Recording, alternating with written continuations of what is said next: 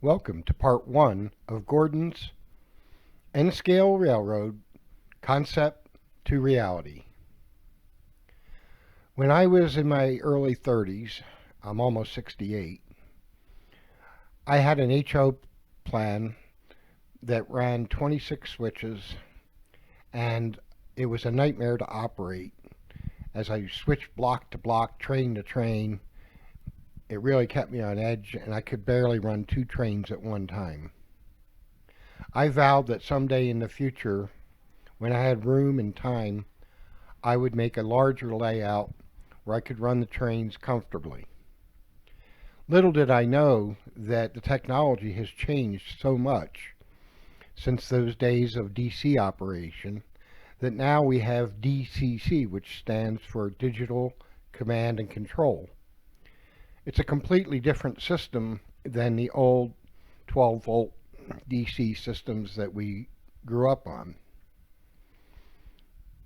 So now it's possible with the computer programming and the DCC control to run many trains at one time and still have fun running manually, in your switching yards, etc. So that was kind of the theme that I wanted to go with here. And I chose the 1895 period just because I just find steam locomotives to be much more interesting to watch and run. So here's the very beginnings of it. This platform that I am planning, and there may be changes, is about 14.5 feet from this end to this end, and about 12 from this corner to the corner you can't quite see there.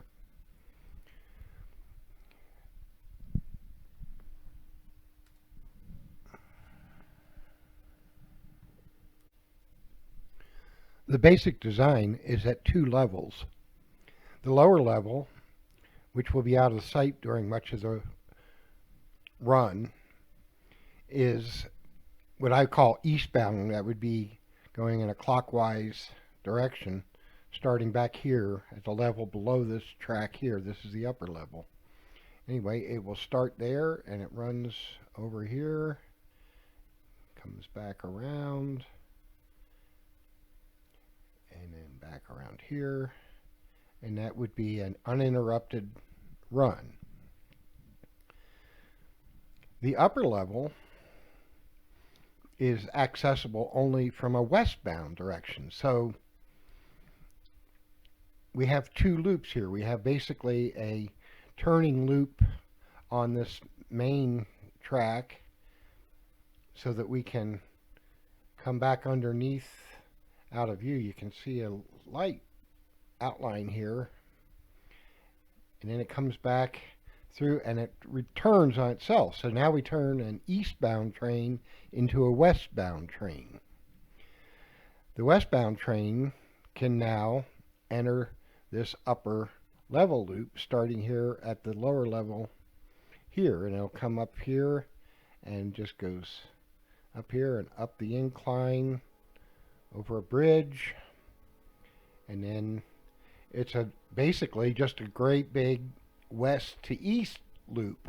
Comes back around into itself and then returns, and now it's eastbound. So I have the capability of having fairly long runs eastbound to westbound and westbound back to eastbound. So that's the main part of it.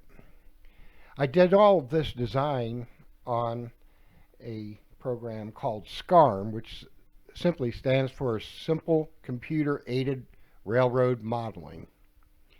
You can see the upper level here in the green, represented in green, and all the lower level is in the black and white. So you can see I have that long run.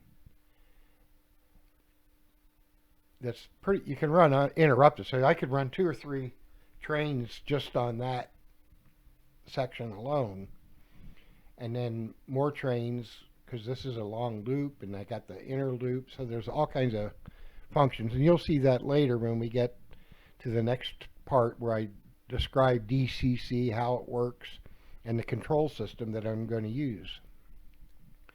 But getting back to the layout, I just wanted to give you some different views of it. So this is what I call the switching yard. So we're going to have little switching. Don't forget, this is all going to be DC.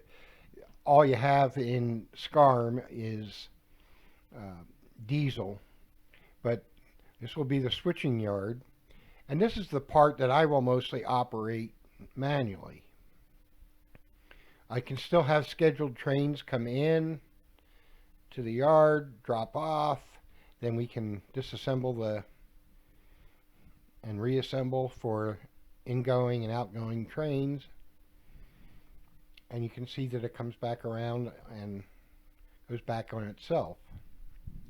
And I'll get more into the controls on how you do loops later. It's a lot easier than it was in HO.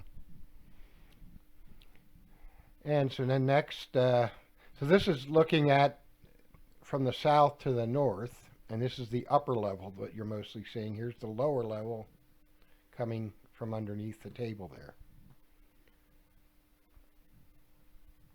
This is another view of the yard, and you can see the lower level trains coming through here, upper level trains here, switching yard here.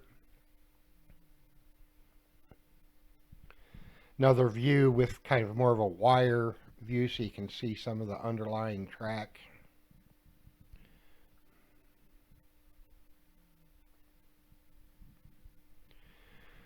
And then here's a view more from the north looking south.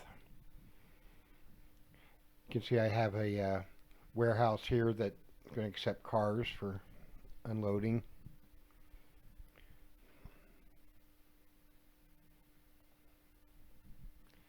And now we get to the maintenance yard. And this yard will be where trains come in for repair. So I have a transfer pit and, of course, a roundhouse. A lot of people don't realize that roundhouses, when they were overnight, they would do the routine maintenance, oil and grease and all that. But they also hooked up to their own boilers so that the engines could keep hot, because you know they ran dry steam, so they didn't want to cool down and then have all that water evaporate. So when they were in these stalls, they were actually connected up to their own boiler system within the stalls just to keep it hot, because that way they didn't have to burn the fuel. And these steam trains could only go 20 or 30 miles before they need water. So of course you got to have water towers all over the place. This is the paint shop. This is where the cars and engines are repaired. And of course you had the transfer pit so you could load the various stalls. So it's a lot of fun. We can run a lot of trains. And here's another view of it. Now we're looking westbound. So anyway, that gives you sort of an idea of what I'm starting with. It's always subject to change as I go here. Probably won't actually start laying track for a few months yet. I have a lot of other things to test, but it's going to be a fun project and I'm looking forward to it. And hope you enjoyed it as well. And I will be back next week with a part 2 showing you about DCC, how it works, and the control system that I envision.